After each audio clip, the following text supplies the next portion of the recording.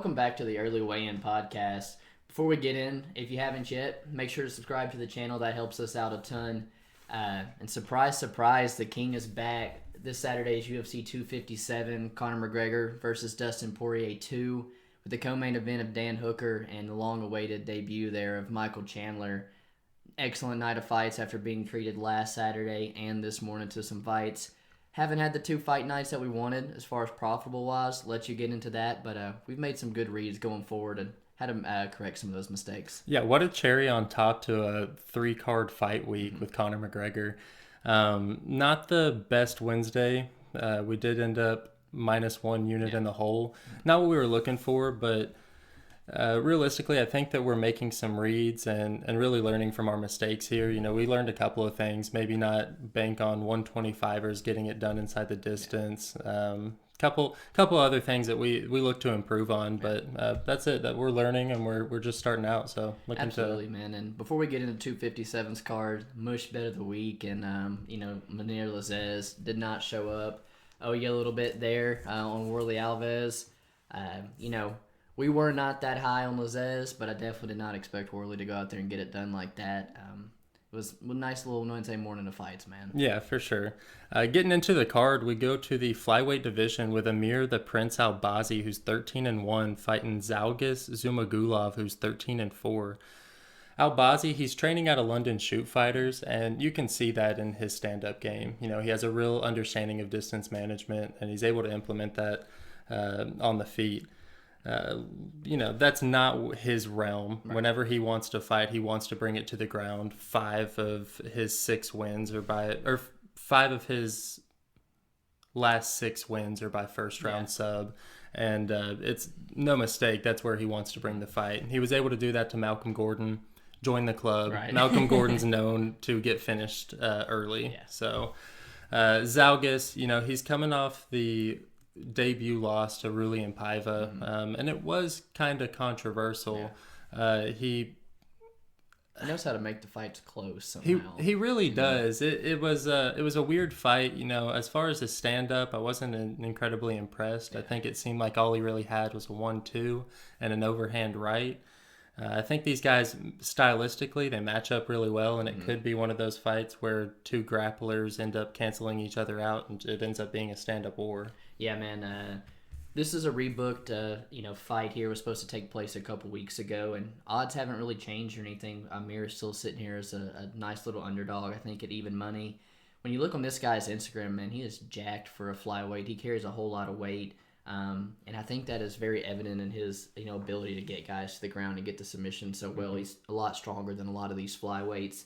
On the other side, man, Zhalgas, he's fought some tough competition over there in some of those Russians and stuff, and he's used to some guys that are going to be trying to take him down. This guy, like you said, decent striking, doesn't really impress me too much on the feet. I actually do lean toward Albazi on the feet as well.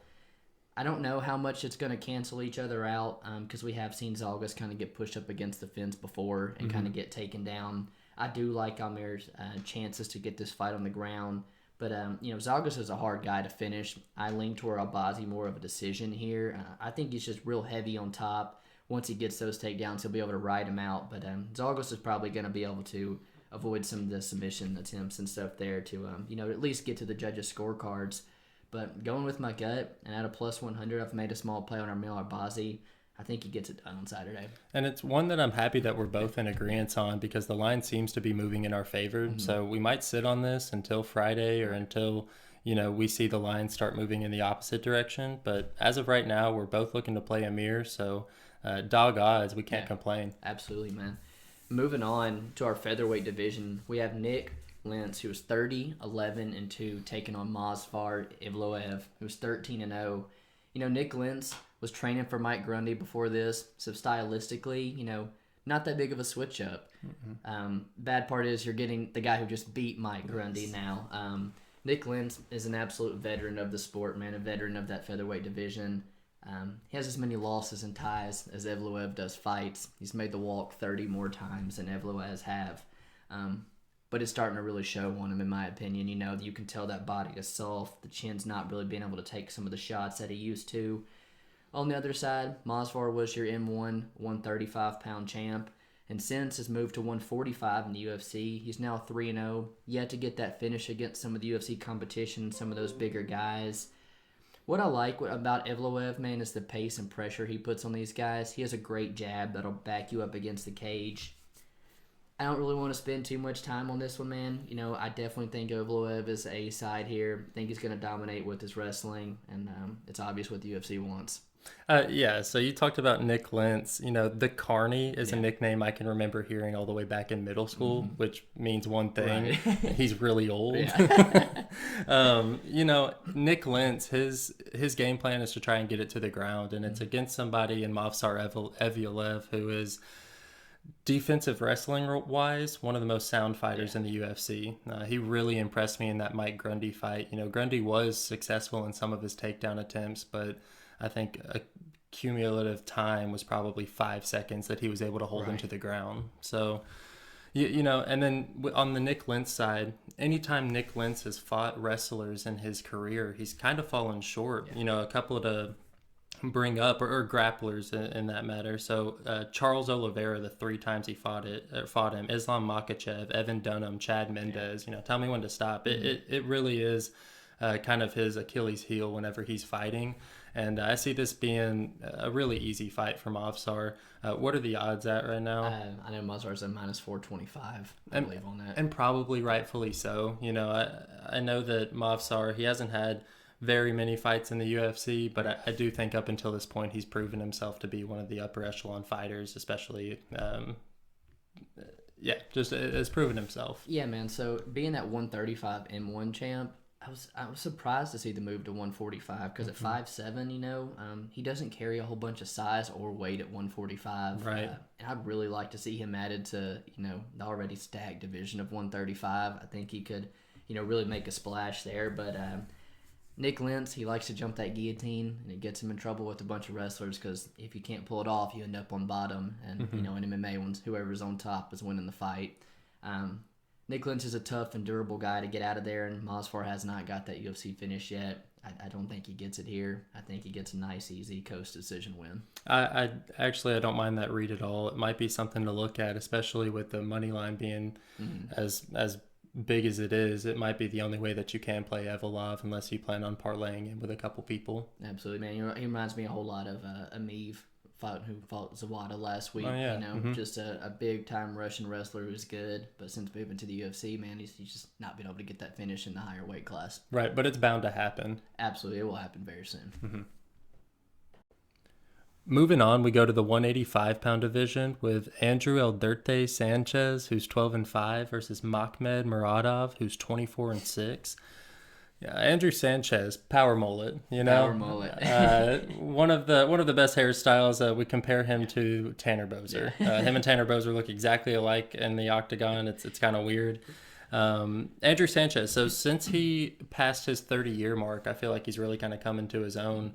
Other than the Marvin Vettori fight, which you can't fault him too much for, he really has looked pretty good. He has kind of diverted from his original game plan that he came into the UFC with the wrestling. We saw it in his last fight with Wellington Turman and get the knockout. Looked great, but maybe not the guy to be doing it with Makmud Muradov here. Coming on that 13-fight win streak, kind of insane. Regardless of the level of competition you're fighting, to win 13 fights in a row, you're doing something right. But realistically, when you take a look at the competition that he's fought, I've heard a lot of people talk about that he's fought UFC caliber competition. Yes, these guys were in the UFC, but Alberto Uda, that was one of Jake Collier's stepping stones. 185 Jake Collier. Which is still, questionable. Much better one. And Wendell Oliveira, who's 1-5 in his last 6. I don't know. And to even go further, even in his UFC resume, Alessio Di Chirico, before last weekend, we would have thought he was a bum. And Trevor Smith is a bum. So, I don't know. I'm not sold on Makmud, and this is our first fight that we disagree on this card. Yeah, man, we definitely disagree here. You touched on that 13-fight win streak this guy's on. So he lost 5 of his first 12. Has not lost but 1 since 2015, being on a 13-fight win streak now. Been on the shelf all of 2020, which you don't really like to see. He had a couple fights fall through, with the most recent being the one against Kevin Holland in October, which would have been an absolute killer of a fight with the form Kevin Holland's been in. You can't fail to mention that this is Floyd Mayweather's only MMA fighter. You have to throw that out there. And that combo that he finished Trevor Smith with, in my opinion, is up there with like Cowboys on Rick Story. It was dirty. Threw the body, dropped the hands immediately, and sent the mouthpiece flying out the octagon. Mm-hmm. This guy's boxing is top notch. He's got great defense. He doesn't loop his shots. They all come down the middle. But yeah, man, I'm really curious to see how his grappling holds up against Andrew Sanchez, if Andrew Sanchez decides to use it, because really outside of his, Ultimate Fighter win against Khalil Rountree, we haven't really seen this guy pull out the wrestling that much. And I mentioned the move to TriStar because a lot of people think it's a wrestling gym because of how successful, GSP was there. Mm-hmm. But since moving, Andrew Sanchez has really tried to fall in love with that karate style. And for a wrestler to get the big knockout like he just did, it really worries me that he's going to come in here and stick to that striking, because he's in the octagon now with a guy that I don't think he needs to be striking with by no means.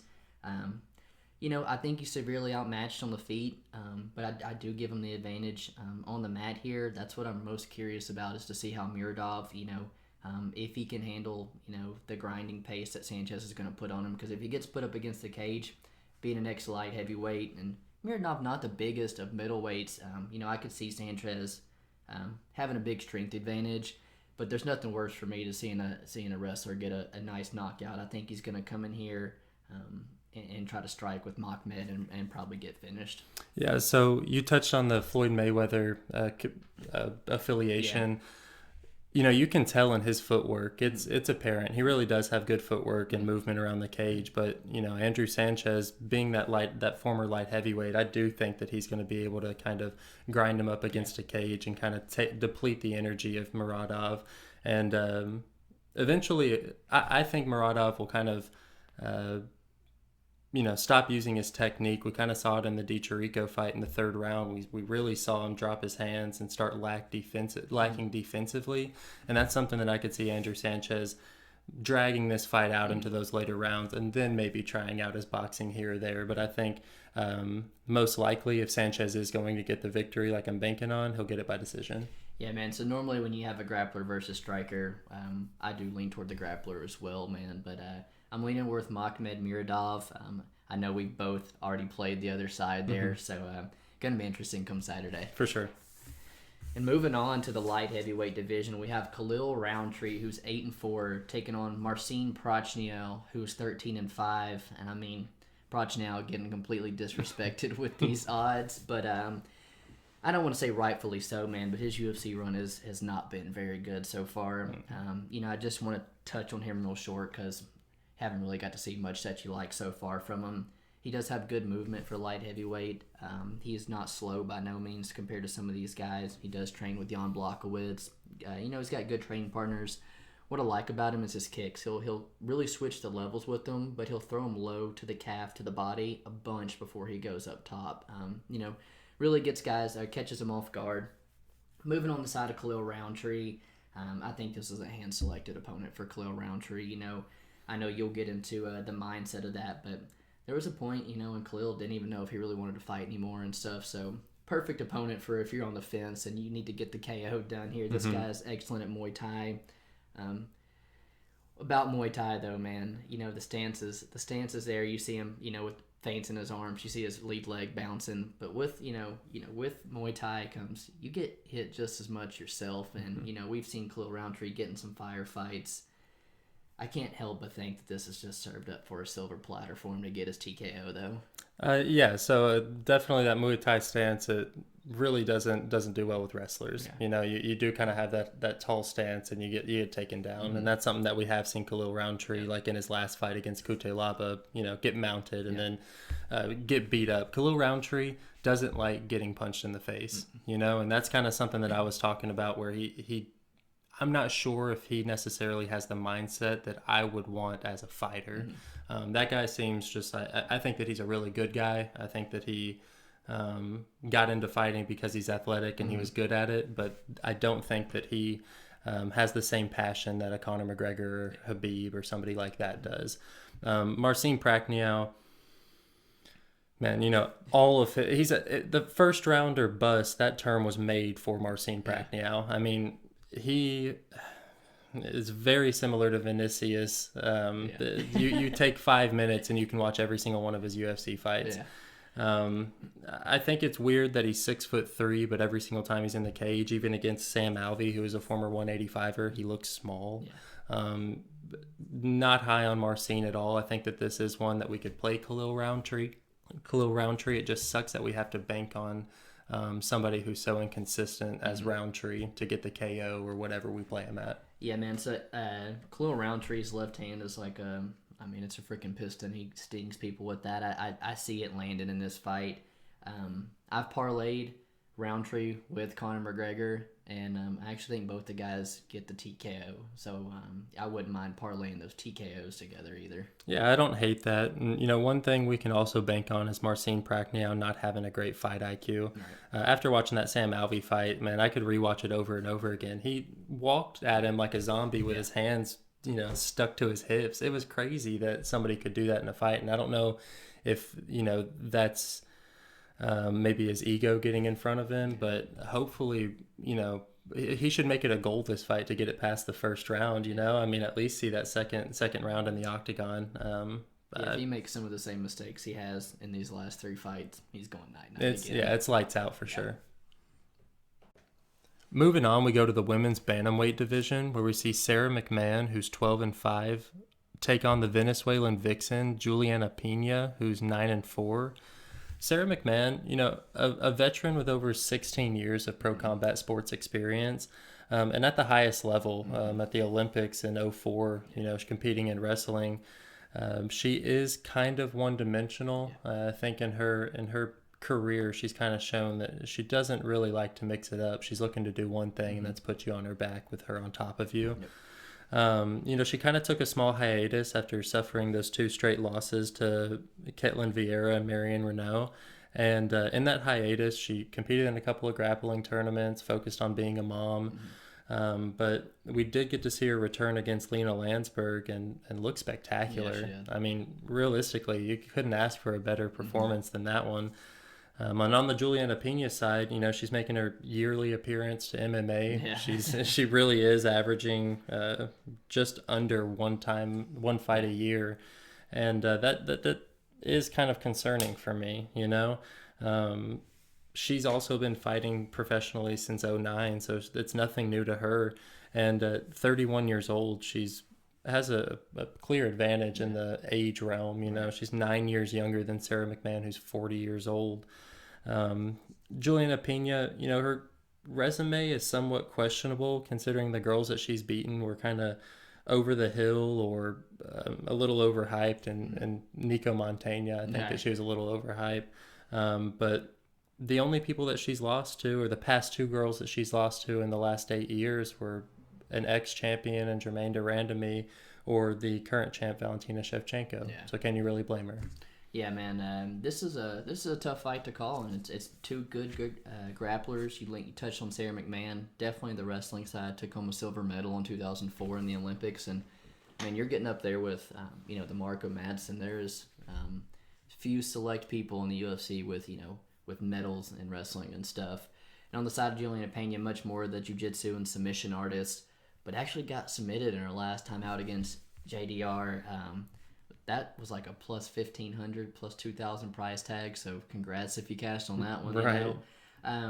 Coming off the tough, 18, and ever since then she's fought tough competition, man. Julianna Pena, we touched, I think with Sarah Morris, last week. That was like one of their first couple fights. So she's been fighting girls who are in the UFC for a long time.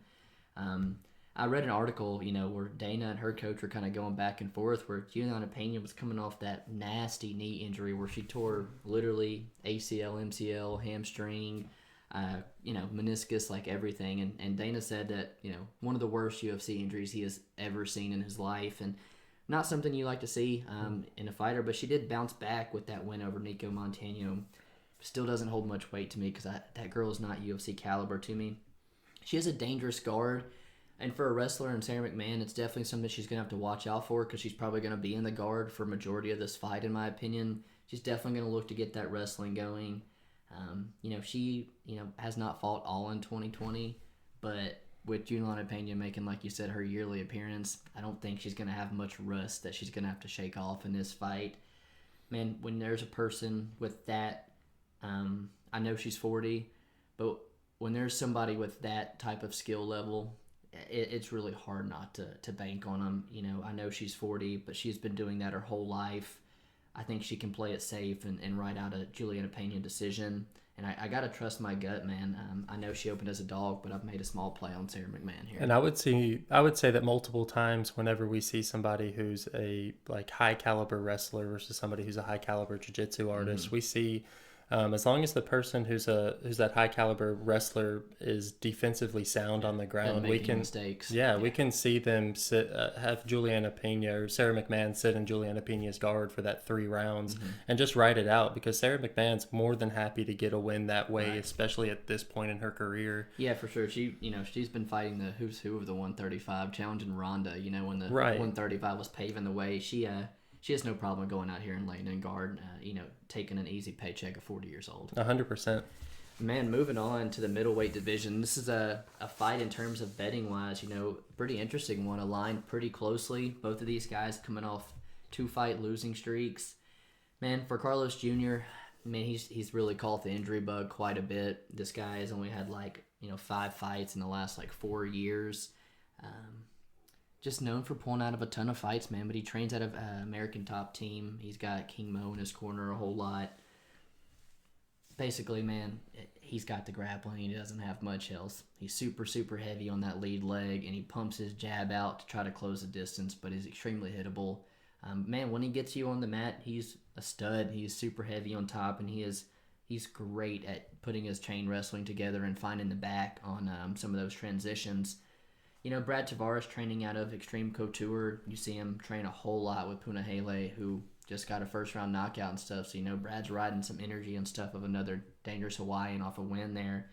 But coming off back-to-back losses to Israel Adesanya and Edmund Shabazian, who were far superior strikers than Brad Tavares was. And that's something he really doesn't have to worry about too here. I think Brad's going to be the better striker. Carlos, without a doubt, is going to be the better grappler of the two. Brad Tavares got choked out by Court McGee. If Carlos Jr. gets this fight to the mat, I think it's definitely going to be in his realm. It's whoever can implement their game plan. Brad Tavares is going to have to keep this on the feet if he wants to win. Yeah, so Carlos Jr., he is so comfortable with his ground game that you can see in a stand-up, he's almost telegraphing some of his shots because he's not really worried about getting taken down. Yeah. So you can see him kind of wind up on his leg kicks and stuff like that. So, that is something that I don't think that he has to worry too much about with Tavares because, 9 of the last 10 wins that Tavares has are by decision. He's not known for knocking people out. Right. One thing I will note is that Tavares' defensive wrestling was really on point in the Krzysztof Jocko fight. And I think that could be one that matches up well with Antonio Carlos Jr. As long as he can keep it on the feet, I think that is, where he'll find his success, but that doesn't necessarily mean that the fight's over because Brad Tavares isn't necessarily great at striking. So I think that I'll also lean towards Shoeface, but not that it's a lock or anything. By no means. And, you touched on Junior's being prone to injury. It is concerning. He's hit the 30 mark now, so every injury will last a little bit longer. So I really do hope that he can, stay clear of injury and continue his career because he really has shown glimpses of being just an excellent talent, beating the likes of Marvin Vettori. It really does show that his ceiling is really high. He just has to live up to it. The Uriah Hall fight was kind of disappointing, although I do think that he won that. Yeah, man, I was just about to touch on it. A split decision, one that I thought could have gone his way. Carlos Jr. has been a guy that, I've been high on for a long time, and when he puts his game together, I think he could be a top middleweight. Man, this is a tough fight to call, one of the most tough ones throughout the whole card for me, but I am going to lean toward Antonio Carlos Jr., but I don't know if I'm confident to pull the trigger on that dog there. let's say Antonio Carlos Jr. can't get it to the ground. I think one thing that's definitely working in his favor, you talked about him pumping out that jab. He does have a significant reach advantage, like 5 inches. Yeah. So if it is standing, that's another place that I could see Tavares kind of getting picked apart. Yeah. Tavares is a wrestler, so his striking defense isn't great. So I could see the jab tearing him up if this doesn't wind up on the ground. So both going with shoe face? Both going with shoe face. Cool. Moving on, we go to the men's lightweight division with Arman Tsarukyan, who's 15-2, versus Nasrat Haqparast, who's 12-5. Mm-hmm. Both of these guys, mouthful of names. Yeah. You know? Arman, only 24 years old, came into the UFC with one of the hardest debut fighters I could think of, in Islam Makhachev. First person to take Makhachev down. He performed really well. I mean, for what it's worth, him being as young as he was and against the caliber opponent that he was up against, I thought that he did really, really well. He comes from a freestyle wrestling background, and I would say that he has a similar style to Khabib, where he looks to kind of break you mentally before getting off any offense. He kind of lets you know that even if you do get to the feet, it's going right back to the ground, and kind of just that grueling style, which might not be the most appealing to the eyes, but if he gets the win, it gets the job done. It gets the job done. That's not to say that he's lost on the feet as well. By no means. No, my guy's a really good striker as well, but I think that he would look to implement his grappling attack here in this battle. Nasrat, extremely good boxer, kind of the smaller Kelvin Gastelum. We've compared him to Kelvin so many times. For what it's worth, he does have an 80% takedown defense, and he's definitely going to need it in this fight. I think that his only loss is to Drew Dober in his last 5, and Drew Dober's hot right now. Taking on Islam next, actually. Yeah. So, I mean, really, I think Nasrat's kind of getting counted out here, or at least the odds would say that he's getting counted out. It's funny, we're both leaning towards Arman, but I think this fight is much closer than the odds makers say it is. Yeah, man, much closer than these odds makers have aligned this fight, but I'm all over Arman here, man. I think this guy really has a future in this division. I think both guys have a future in this division at 4-1, at 24 and 25 years old. Like, these guys have a lot left in their UFC careers. Arman, man, he was an absolute sleeper of this division, and I think Saturday on his prelim main event spot is really a spot for him to get people's attention. You talk about the debut against Islam, and man, it is one of the absolute toughest that you can get, that people you can draw. But what I found impressive was he was willing to engage in those grappling exchanges with Islam. Like, when he got up, he went right back for the single leg and put Islam back up against the cage. You don't see that, and especially a guy who's a little bit outsized as well, But you touched about not being lost on the feet. Tiger Muay Thai, man, one of my favorite gyms, especially for a striker. And when you have the wrestling background that this guy came into MMA with, the sky's the limit. On the feet, he's improved so much. He throws great spinning back kicks, and I mean, the head kick that he finished Felipe Oliveira with is one of the nastiest KOs I've ever seen. Nasrat on the other side, he's willing to engage in some of those firefights, and he's not as technical in those firefights, and it proved in that Drew Dober fight. Nasrat, he likes his overhand shots. He loops them a little bit, and Drew Dober was much more technically sound in the guard and threw his punches, down the middle, and it really showed there. You've got your southpaw versus orthodox fighter here. Both of them are going to have the body kick open. And yes, I'm all over Arman, but there was one thing that I noted while watching his tape study that I sent you a video of. In that Olivier Arben-Mercier fight, when he goes to shoot, the head kick for the southpaw opponent was really open, and OAM almost caught him with it a couple times, and that's something I think Tsarukyan might get caught with later on down the road. I think he's better on the feet. I think he's better on the mat. And Nasrat's too willing to engage with some of these technical strikers on the feet. I like Arman to get it done, man. Another thing to keep in mind is, Nasrat in the past, he kind of has shown cardio issues in the later rounds. Yeah. And so, an Arman finish, I don't think that that's out of the realm of possibility at all. I don't either, man. I don't either. And moving on to our women's strawweight division, we have Marina Rodriguez, who was 12-1-2 taking on Amanda Ribas, who was 10-1. Marina Rodriguez is coming off her loss to Carlos Barza, where Carlos Barza did what she does to everybody and kind of derailed the hype train. And then you touch on the 2 draws with Calvillo and Marcos. Fights are too close with this girl. She's a big Muay Thai practitioner, and it's evident like Khalil Rountree in her stance and everything. She does get hit a little bit as well. Mm-hmm. Her fault man is definitely in her wrestling game. And then you move over to Ribas, who is a black belt on the mat, and that's where she wants to get this fight.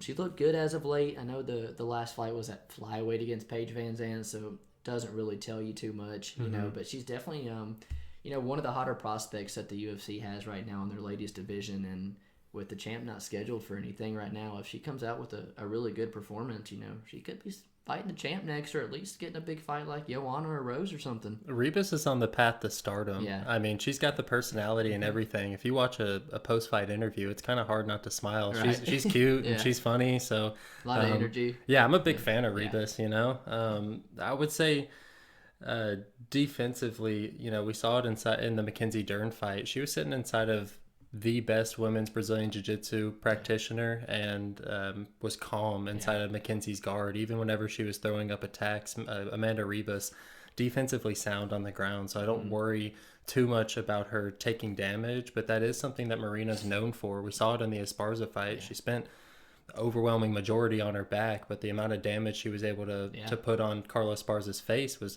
enough to make it a split decision. Right. Marina Rodriguez, I think that she's got the better resume and at least has fought the better people. I talked about the Mackenzie Dern win that Ribas has, but that was possibly a compromised Dern coming back from that pregnancy. Right. So I don't like to put too much stock in that at all. Randa Marcos, I don't know. And then you already touched on Paige Van Zandt being up at flyweight. So really, I don't know if that applies here either. This is a great test to see if Amanda Ribas is really ready for that upper echelon competition.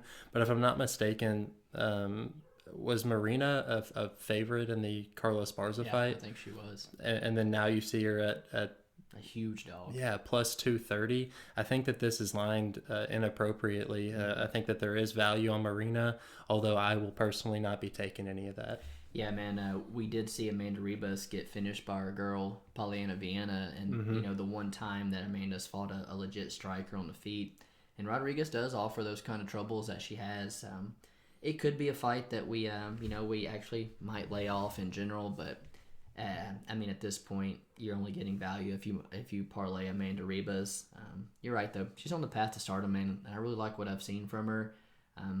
It's hard to kind of disagree with the odds makers, and this one I do have Amanda Ribas to probably win this one. Yeah, 100%. Moving on to our second fight on the main event, we have Ottman, the Bulldozer Azaitar, who's 13-0 versus Matt Frevola, who is 8-1-1. Steamroller. He is one of our fan favorites right here. I mean, we've been at a couple of events and seen him live and sat by his family, so we do have a little bit of a personal bias to Matt Frevola. Right. There's really no question about it. Right here against somebody like Azaitar, who we've really only seen in the first round and look for the power shot. You got to look to take him down and wear him out, kind of take some of that power away from him. Matt Frevola kind of has a questionable chin. We've seen him get dropped a few times, and that's really worrisome against somebody who has so much power like Azaitar. But in those times that he's gotten dropped, we have seen a pretty high fight IQ where he'll go back to his bread and butter, which is wrestling, and that's something that I really like to see, especially if you're going to get stunned, at least have a high IQ afterwards. Yeah. And then with Ottman, from what I can tell, he's like just coiled up, ready to go. He uses a lot of feints. Keeps you guessing, but he's looking for the home run power shot, and I think as long as Matt Frevola can time his takedowns, this could be a very winnable fight for him. One that we might be looking to play, especially if the odds keep moving in our favor. Yeah, man, we are huge fans of Matt Frevola, and outside of, I guess, your co-main and main event, it's definitely one of the fights you want to keep your eye on. This is going to be a good fight. Ottman, part of the Moroccan takeover and stuff, he's been on fire lately. He's dusted both of his UFC opponents, and Timu Pocklin and Karma Worthy in the first round, and I did cash my plus 400 ticket on Ottman first round against the Karma Worthy. This guy's got huge power in his hands, and you touched on his feints. He feints a whole bunch, man, to set up his right hand. He's a very talented Thai boxer, and he works the body really, really good. Still, even though he's got more fights than Matt Frevola, he looks younger in his MMA game to me than Matt Frevola. Matt Frevola is one that pieces his MMA game together much better.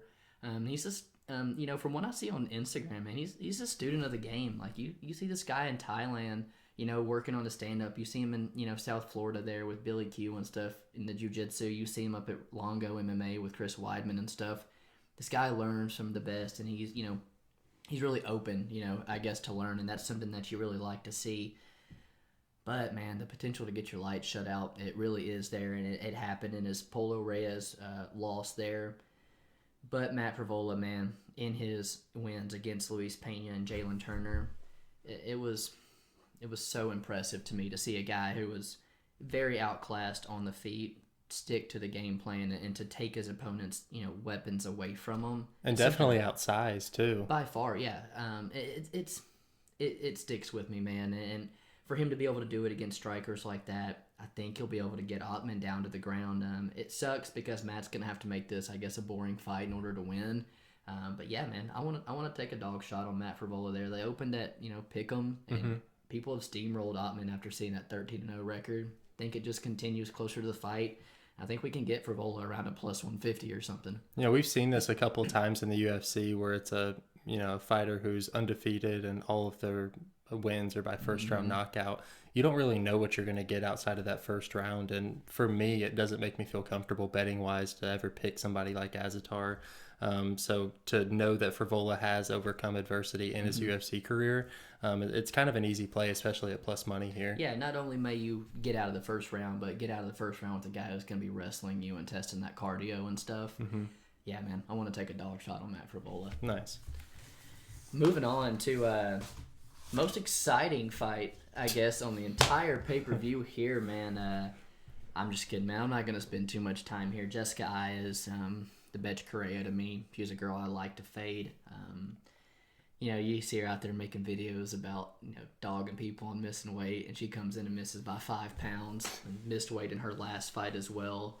She does now train out of the UFC PI, which, with all the technology, I hope you get your weight under control there and stuff. I hope it's something that's being monitored.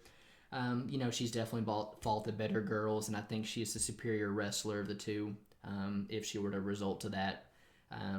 Joanne training out of Syndicate MMA, good gym for girls and stuff, and I know Roxy didn't have the fight that she wanted to today, but good looks for the takedown and stuff, at that gym.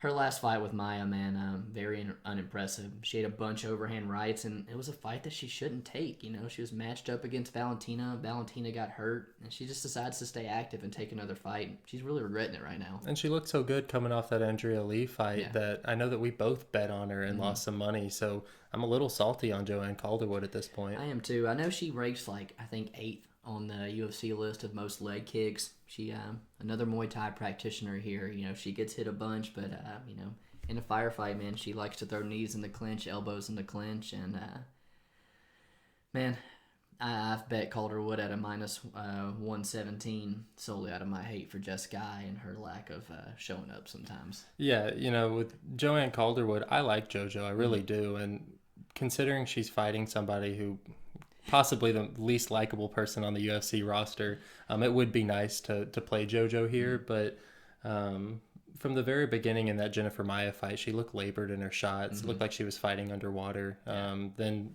ended up taking it into the realm of Jennifer Maia, and getting armbarred like that. It showed a lack of fight IQ. I know she wanted to stay ready for the eventual title shot, but really backfired on her. Jessica Ai, coming off of a loss herself, and one of the most questionable fight night main event decisions in recent history with her and Cynthia Calvillo. I mean, I remember when that got announced and both of us were just upset, you know. Itching to break down that card. Get out. Yeah, of here. I was telling my girlfriend, like, hey, you want to take me out on Saturday or something? Feel free. Like, this is not one I don't mind missing. But that being said, in the Araujo fight that she had, after Araujo's performances she just put on Roxy, man, it makes it stand out even more. If she's able to outstrike Araujo to a decision, you have to take note of that. As much as I don't like her, Jessica Ai can show up and be a really good fighter. Yeah. So at this point, I don't want to play her at all. I think that this is actually like a good matchup. Yeah. You know, I think it's really close, but I'll lean towards Jessica Ai here. Yeah, man, it is a good matchup. You know, not that entertaining, but as far as implications for the division and stuff, it is a big matchup for the flyweight division and stuff. Man, I definitely can see Jessica Ai getting this done. Joanne Calderwood did not look good her last time outing, and it's surprising to me to actually see JoJo as the favorite here after coming off a bad performance. Fading Jessica Ai here solely off my dislike of her, but reputation-wise, yeah, I'm not betting this fight for us at all. I understand. Moving on to our co-main event of the evening, we have Dan the Hangman Hooker, who's 20-9, versus Michael Iron Michael Chandler. There we go. 21-5.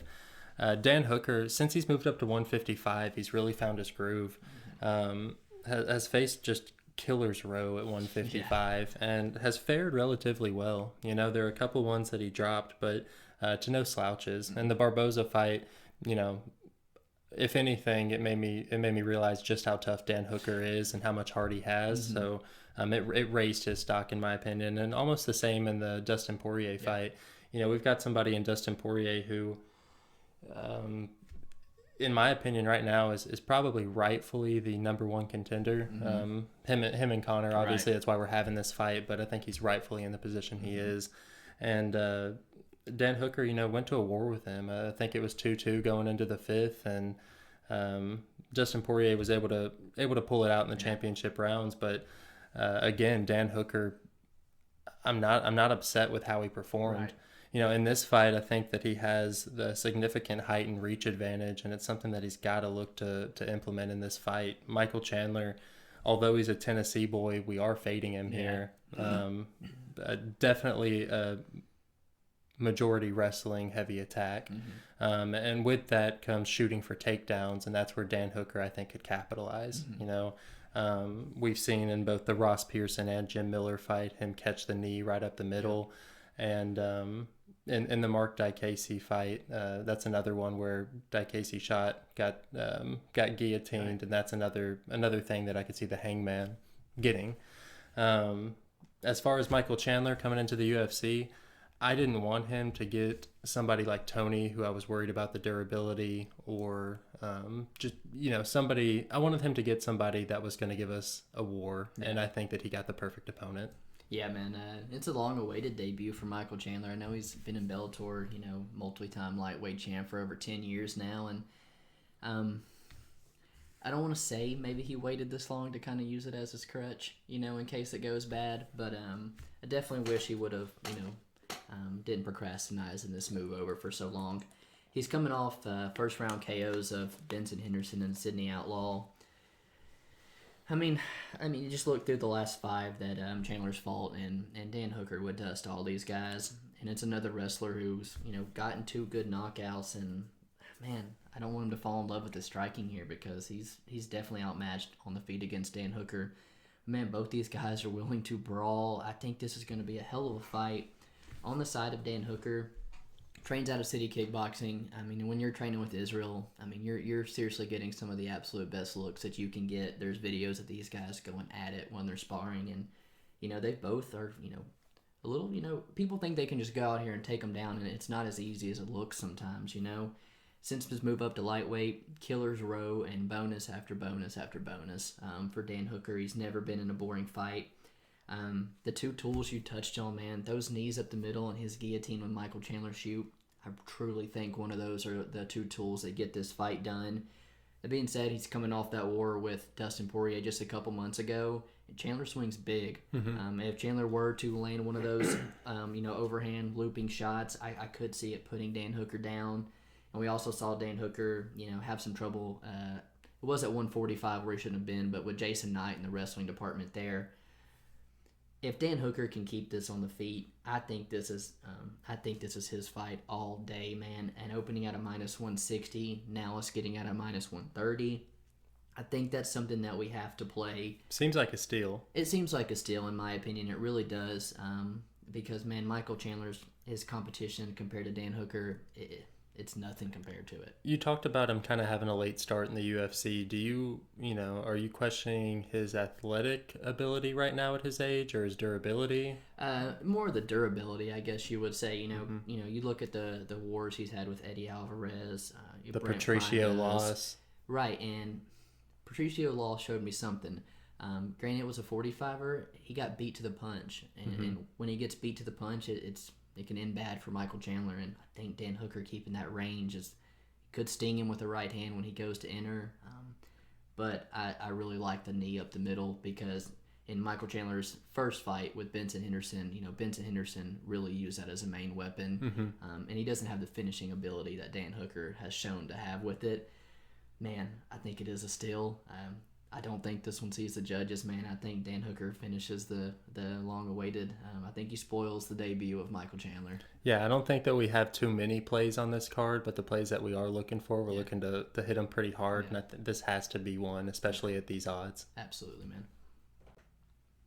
Our main event of the evening is Dustin Poirier, who is 26-6, taking on Conor McGregor, man, who's 22-4.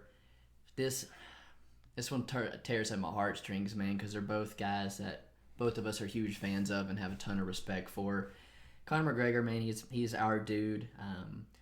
I think we're going to see the real Conor come Saturday. I took one look at this guy's physique weeks ago on social media. He's bald. This Conor is focused, man. The left hand, it shocks people, man. It seems to hit like a middleweight. He's got a great teep kick up the middle, and great pressure that, enables that left hand to land.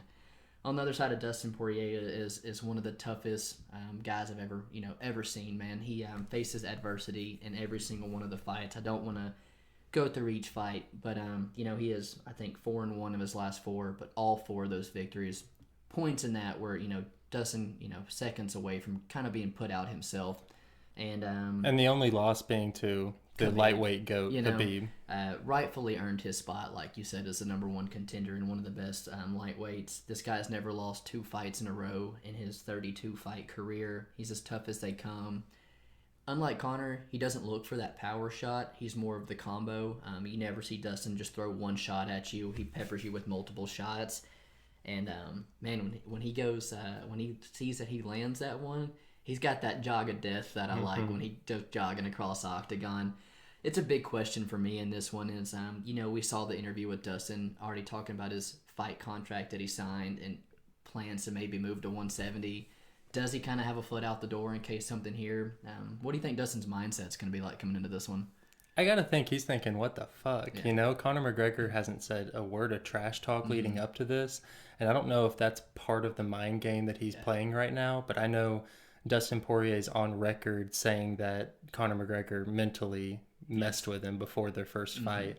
And right now, it's a much bigger stage that they're on right here. And Conor McGregor's the king of mind games. It's not somebody that you want to be thinking too much about. And he's had a lot of time to think about this matchup. Right. And it's MMA. So, when someone's already beaten you kind of easily and single-handedly, going into a fight like that, Conor's only gotten better too. I know Dustin's like, I've improved a lot, but so has Conor, and this is not a team sport where you have people to pick up the slack, Yeah, so at 32 years old, I feel like Conor right now, athletic, age, experience, everything right now, all signs point to this being the prime Conor McGregor. Everything's because what we saw in the Conor and Khabib fight, that was no prime Conor. It wasn't. It was an unfocused Conor, and I think even in the Cowboy fight, we didn't see a super focused Conor. No, and in that Cowboy fight, he showed prime Conor, flashes. Yeah. And I think that we really do. We see Conor. He has a completely different body style. It seems like his body style changes every 2 years, and here we are in. I feel like I say this every 2 years, the best shape of his life, It's just the big question is, is this the Conor that's that hungry Irishman with a chip on his shoulder? Does he still have that drive with $100 million sitting in his bank account? I know I probably wouldn't. No. But you said it the best at the beginning. This is a 6-year rematch in the making, but two completely different fighters, completely different points in their career, and I really do see it going pretty similar to last time. I do too, man. And a lot of people will put the emphasis on it being at featherweight and, Dustin cutting a ton of weight to get down to featherweight. But, man, Dustin's been in straight wars since then, and I know he's up at 55, but I'm not so sure that he's going to be able to take Conor's shot again, man. So with this matchup, what do you think Poirier's game plan is here? I see people saying that he can out-grapple Conor, and they're fucking stupid in my opinion. That takedown defense Conor showed in the first a minute and a half of that Khabib fight, that is the hardest attempt that Khabib has ever had to take somebody to the ground. Conor's ground game it's so slept on because you don't have to see it, and it got exposed by the greatest grappler in the UFC's history, man. I think people who think Poirier can come out with a game plan of grappling Conor are crazy. Poirier's a striker. Poirier is a boxer. Nothing's going to change. Sent you multiple clips in that Hangman fight where he overextends. He's going to get caught, man. Yeah, and something else to note is I think that a matchup that Conor McGregor's had in the past that you can draw some parallels to is the Eddie Alvarez fight. Yeah. You're talking about a grappler who, in theory, that would be his game plan going into this matchup. But Conor McGregor has a way of making it seem like a really risky shot to try and go in for the takedown. His distance management, that like he's... Sumo Darshi. Yeah, dude. I mean, that left hand, the piston is coming right down the pike as soon as you shoot for it. So it really throws you off. And I think that we could see Dustin Poirier go in here possibly with a grappling mindset, but as soon as the cage door... doors close in the cage, he might have a complete change of plan whenever he looks Conor McGregor in the face. Absolutely, man. Conor... I've compared him to Wonder Boy and stuff, man. If you do not threaten the takedown against this guy, good luck standing with him. It's going to be a short night for you. Yeah. So pretty easy decision for us. We think Conor McGregor's going to get this done, and probably inside the distance as well. Yeah, man. I think playing Conor inside the distance at minus 175 or even TKO is the way he's going to get it done. I'm sure that's no more than a minus 160 or something, but... that line is absolutely getting steamed right now. Yeah, but that's the way Conor's going to win this. I really wish I saw a couple people with the minus 175 price tag when this opened. Max bet that all day, man. 100%. But it's the minus 300. He's definitely going to be an important parlay piece for us come Saturday. Yeah, 100%. As far as this card, do you have a fight of the night choice? Yeah, man. Fight of the night for me is going to be... Ottman, Azaitar, and Matt Frevola. Man, I'm absolutely pumped for that one. Ottman has the potential to put your lights out quick, and Matt knows how to take those kind of weapons away from you, but is never out of a dogfight himself. That's going to be a fun one. What about you? For me, it's got to be the El Dirte versus Mak. Our disagreement. Yeah, it's one that I really do feel like I've got a read on. Mm-hmm. So I've kind of got a personal bet between myself and seeing if I can actually get this read. So that's what I'm most looking forward to. I think Sanchez could really get it done and grind one out for me. Yeah, man. And let's see. For me, as far as fighter to watch, massive favorite, maybe rightfully so. I think Nasrat gets into some wild exchanges and we can see Arman finish him, man. My fighter to watch come Saturday is Arman, man. They put him in the prelim main event spot for a reason. And that's going to be a fun fight, and I think the sky's the limit for that guy. Nice. Mine's got to be Amanda Ribas. Yeah. Sky's the limit for this girl, and with how young she is and the skill set that she brings to the table, I have really high hopes for her. Absolutely. That concludes, man, UFC 257. I know we're hoping to get back on track. Barely really in the hole for 2021, but we're looking for our first profitable event. Mm-hmm. Looking to maybe switch some things up, stick towards some of these money lines and play them heavy. I think we got some good reads for 257. Anything else you would like to add? No, that's it. Let's get our first positive event with a Conor McGregor event. I think that we'll be happy with 2021. That would absolutely be nice. Mm-hmm. You guys take care. Peace.